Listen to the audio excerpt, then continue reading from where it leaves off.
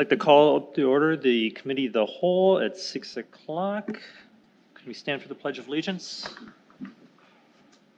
I pledge allegiance to the flag of the United States of America and to the republic for which it stands, one nation, under God, indivisible, with liberty and justice for all. Thank you. Roll call. Alderpersons Madden. Here. Kubaki. Here. Engelhardt. Kapusta. Terrence. Hamel. And Wolf. And Mayor Pitfalski. Here. We have a quorum present. Thank you. Statement of public notice. This meeting was noticed in accordance with the open meeting law. Approval of the agenda. Anyone? It's just on there, I don't Okay. know. I don't know We why don't, we it's, don't? has it. Okay. there's no agenda, it's All just right. on there, yeah. Different thing. All right, new business. New business, discuss city functions, employee work arrangement, and compensation during the COVID-19 pandemic, as well as employee policy handbook, section 8.9, emergency conditions and evacuations. So I'm going to hand out, I don't know if somebody comes up here and grabs one of those and distribute. Thank you.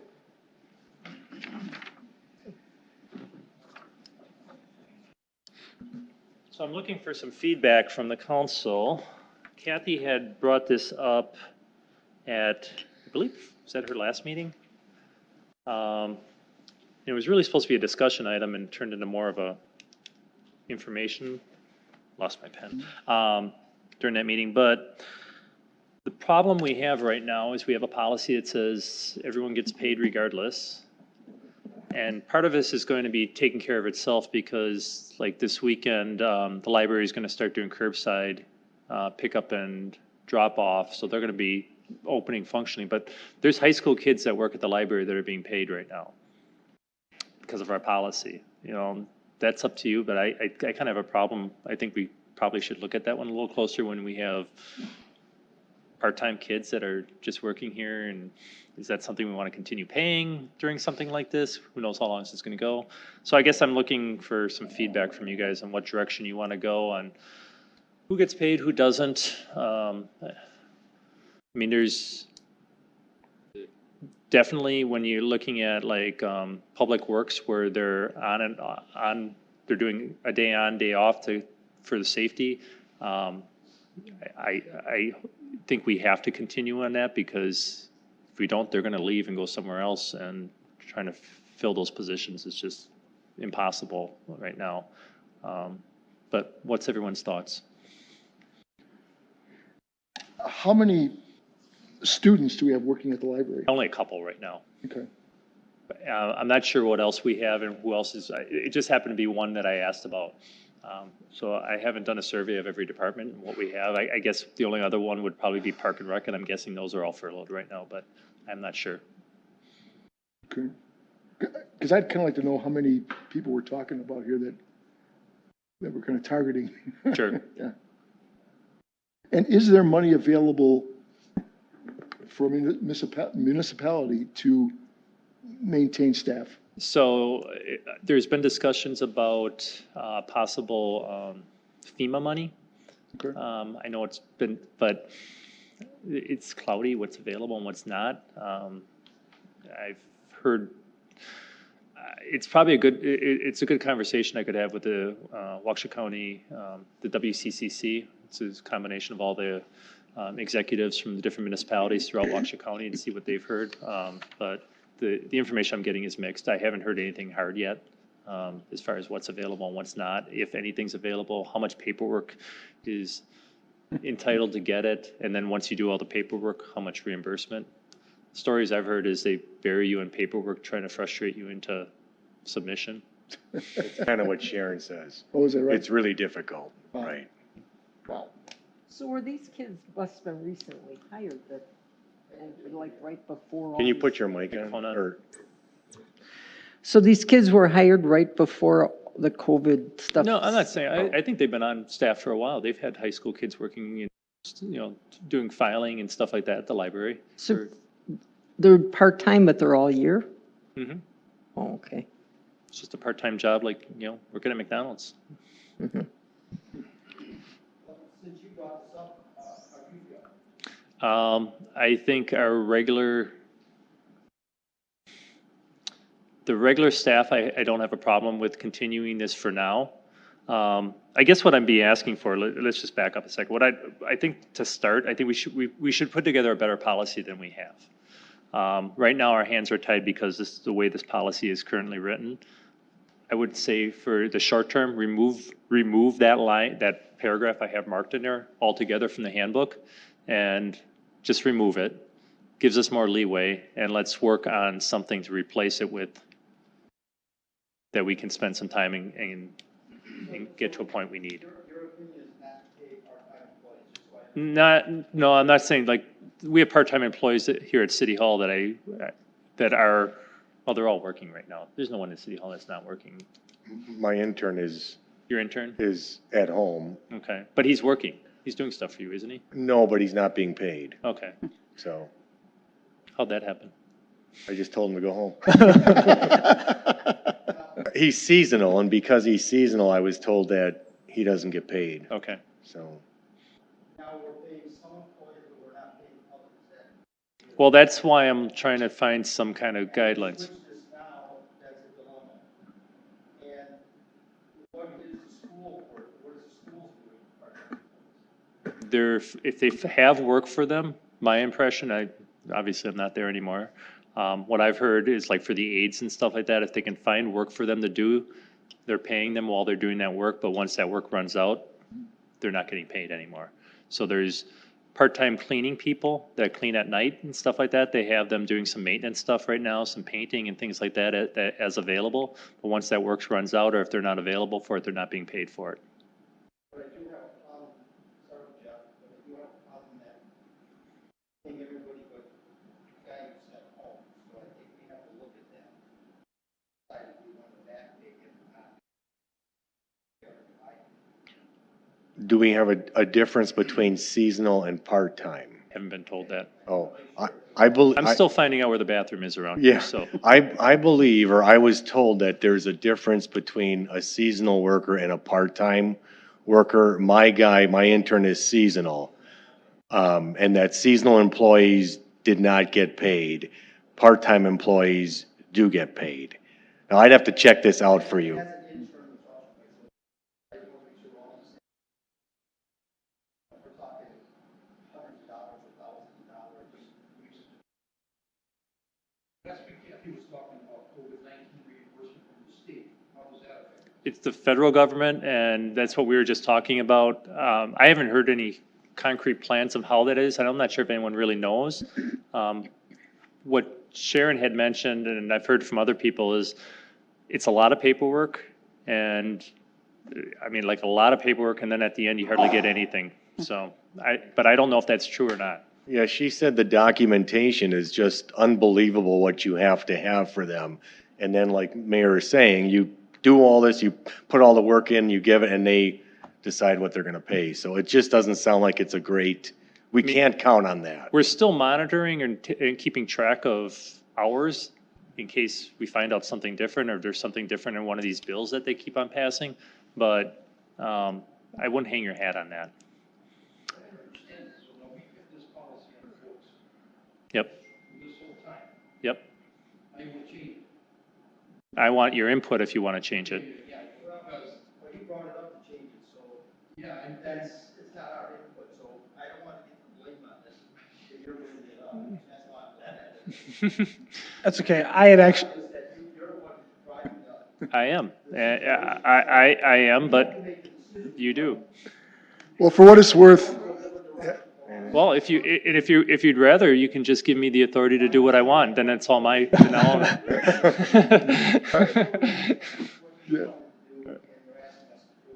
and it's something I had brought up. I don't know if I brought it up in our larger group meeting or mentioned it to Rick. When I saw the discussion meeting before my first meeting, I was watching. I didn't know where we were as far as like being here, so I stayed home and observed. My first reaction when I heard we were just everybody got paid, the business side of me says, is that wise to have that coded in that there's no option?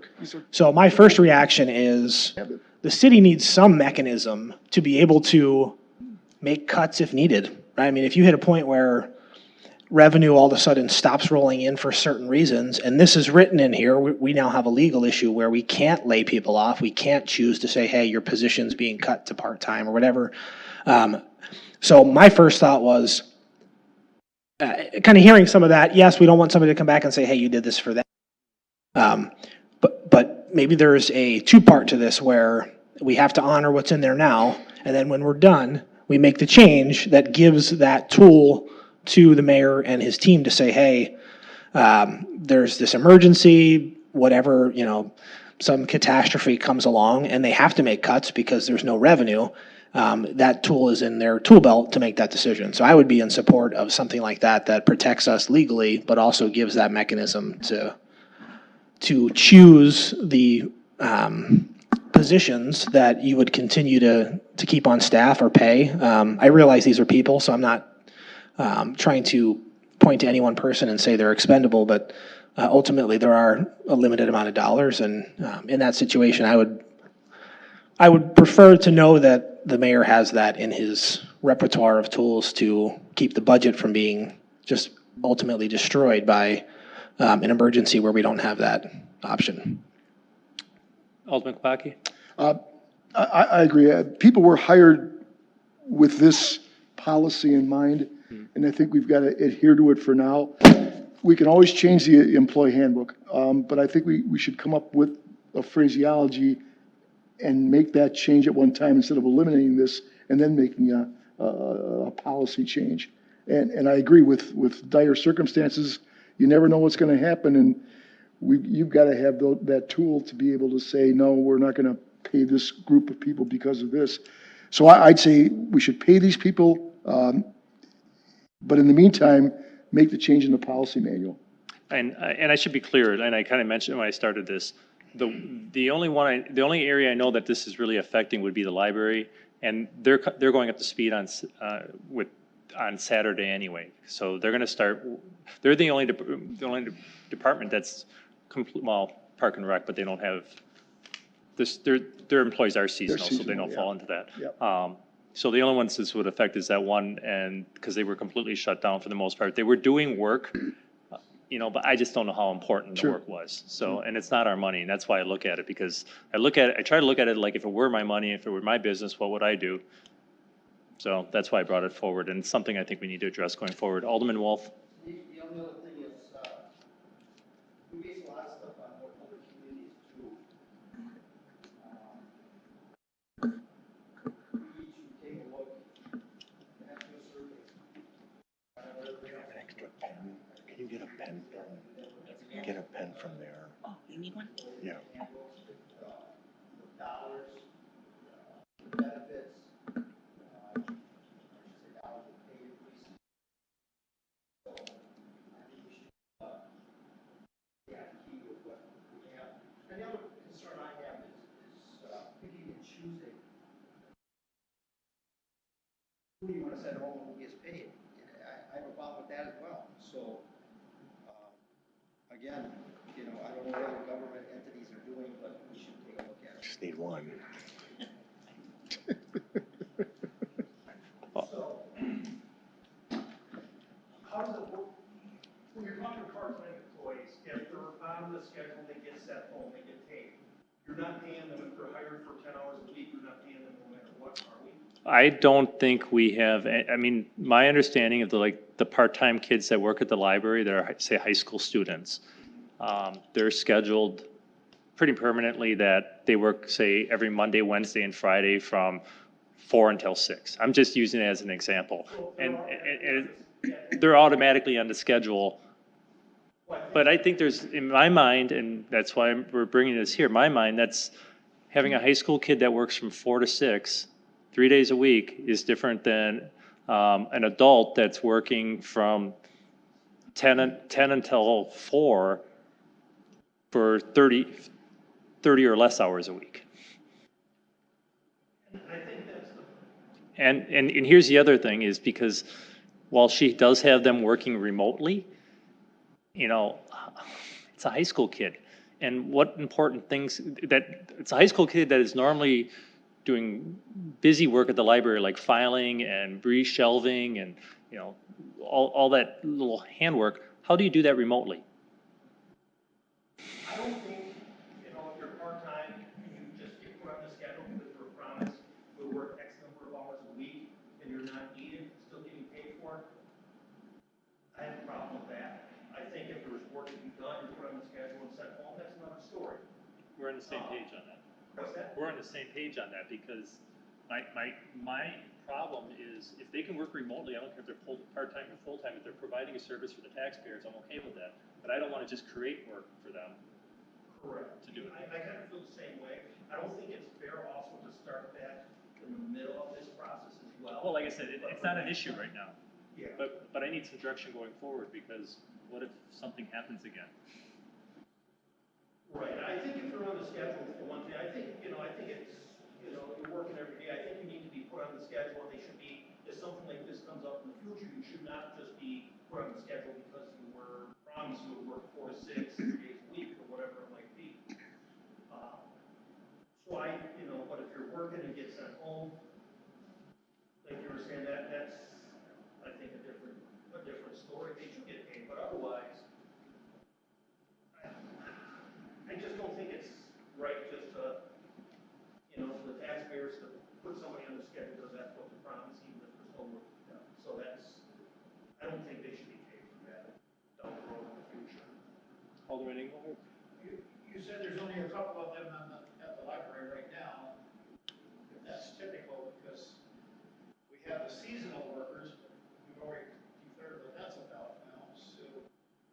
I worked elections, and elections are part-time, but is when we're asked to work. So our scheduling is specifically the hours they ask us for. If we're going to have very many part-time workers, can we regulate it by the demand for them? Say, we're scheduling you by the day, by the hour, instead of having to say that they have a regular schedule already. Did I see one of your hands up, by? No. All right. I didn't want to talk ahead of one of you two. So what my suggestion would be to develop a telecommuting policy, maybe, that if something like this were to happen, if their position if they can telecommute and provide service and value for the community, they would be allowed to do that and paid for it. If they have a position where they're we're going to run into problems with that, though, would be Public Works. Yeah. I think we need to have a policy on it, and we don't right now, one way or another. And I'm not saying we need to change it because the one that we were talking about in this isn't an issue anymore, but like I said, this could very well happen again, and I don't think what we have right now is appropriate. Well, this policy wasn't put in place for instances like this. Nothing was put in place for instances like this. It was developed for snow days, essentially. So I think that would have to be addressed in there as well, and also what can be, what positions can actually work from home. If you can do your job from home, I have absolutely no problem with being able to do your job from home and being paid for it. Yeah. It's just what positions are those, just cannot be a blanket, blanket statement, you can work from home. It has to be what positions can actually work from home. Alderman Wolf? Again, I don't want to reinvent the wheel. I probably think there's other communities already doing something about this. It's all over the board. I did talk to some of them. If we looked at them, especially with now things starting to open back up, I think that we're going to see some consistency in what's going to happen. And I hate to use the word lawyer. Sorry, John. That's all right. But I hate to use the word too, so. that, I hate to use the word too, so. we might have to bring the labor lawyer in on this as well. Make it. And that's my intention, but before I do that, I need to know if you guys are okay with the status quo, or do you want to see something changed? Well, I'd like to do a survey first. That's my opinion. I'd like to see The we do benefits, we do raises, and other things based upon that. The consensus seems to be we want to change this policy. So maybe we get We'll bring it back in the future. Okay. yeah. Eileen, did you have anything to add? No, I was just going to say it's a changing world, and this is obviously something we've all been shocked by, and I think it's important to look at this. I mean, we might only have 2 people right now, but next year maybe there'll be 10. And I think the policy does have to be looked at, and I think it's going to be hopefully something that we can have somebody from an HR person look at that whole handbook at some point, because I Absolutely. think there's maybe other things too. Anything else anyone wants to add on this? Thank you. Next item on here is discussion on annual fees for Class B and Class B 220 licensing renewal period. So we're coming up to the renewal of essentially all the Class B establishments for their liquor license. Right now, their renewal rates and their licensing rate is $500. I'm bringing this forward because there are a couple communities, Muskego, Delafield for one right now. I'm guessing after the conference call today, there's going to be more that are discounting that to try to help these establishments out there. Really, they're getting killed right now. They paid for, essentially, they paid for their licensing for the last 3 months and haven't been able to use it. So I'm just wondering what your thoughts are on doing a reduction on that. You know, you guys can, the state guidelines from the law is it can be between $50 and $500 for the renewal rate. My recommendation off the top is to do a 25% reduction. So it's roughly maybe $125 reduction. So they paid $375 for the renewal this year. But willing to listen to anyone's thoughts. Or we can do an extension of 3 months. Can you? I don't I know. don't think you can do that. What do you think, Jeff? Or if they Right. paid a 500, it could be for 15 months instead of 12 months. Oh, no, the license has got to go from I don't know. July 1st to June 30th. Yeah. That's how the law is written. So your 4% came up with 25% reduction came up from the 3 months, so basically. No, I just came up with 25%. So let me give you some background. So our actual budget, our budget amount that we get from this every year is around $17,000 total. So, you know, depending on what percentage you go, Muskego and Delafield, we're doing 50% reductions. And theirs is 500 a year also? Yeah. You know, they're gonna miss, what, basically 2.5 months worth of business. Well, they lost St. Patrick's Day and the NCAA's, which 25%, that almost coincides to, missing a quarter of a year worth of business. When does it come up to, you say, June? It's July 1st to June 30th is the license. What if it goes another month? Do you want to move another 5% or 10% up? I mean, you know, that's probably why the other communities are doing 50.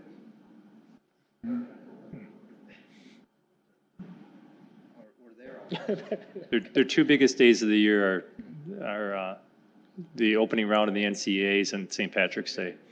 That's where they get. But they've also missed all the sporting events here. Oh, yeah, I'm just saying, you know, Opening day and, you know, you got a lot of, those are 2 big days, but now playing devil's advocate, you might hear from other businesses say, why aren't you doing something like that? This is the only one I know that we license like this that has that kind of dollar amount. You know, you could look at Class A's, but grocery stores and all takeouts are actually businesses probably up, so.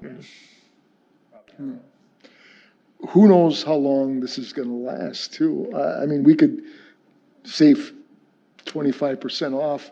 Judging from the emails I've been getting the last few days, I don't know if it can last a whole lot longer before people just go rogue. Oh, I know, So- the phone's been ringing, the phone's been ringing. one place tried Yeah. to put a date to open on May 1st, and they were told that they'll lose their liquor license.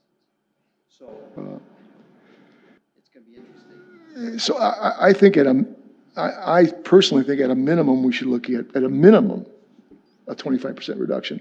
Okay. I'd be open to a 50% reduction, because I think it's gonna take that long for business to get back on course and back on track.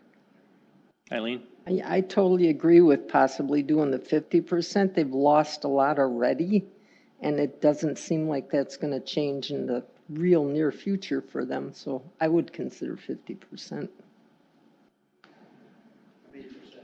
50? the other option would be you can do 25 now and we can hold off on putting it through to see where we go.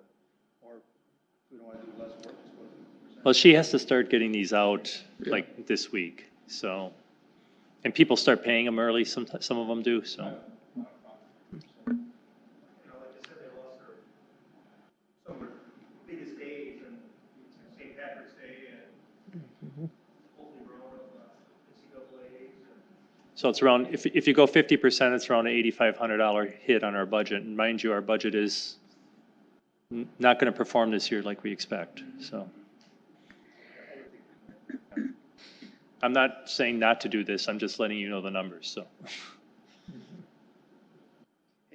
So we have consensus at 50%? We'll come back with a resolution on a future council, but at least we We'll know do a where we're going to be. resolution next time. Yep. All right, communications and miscellaneous business as authorized. Can I get a motion to adjourn? So moved. Second. All those in favor say aye. Aye. Opposed? We're adjourned from the committee of the whole at 6:27.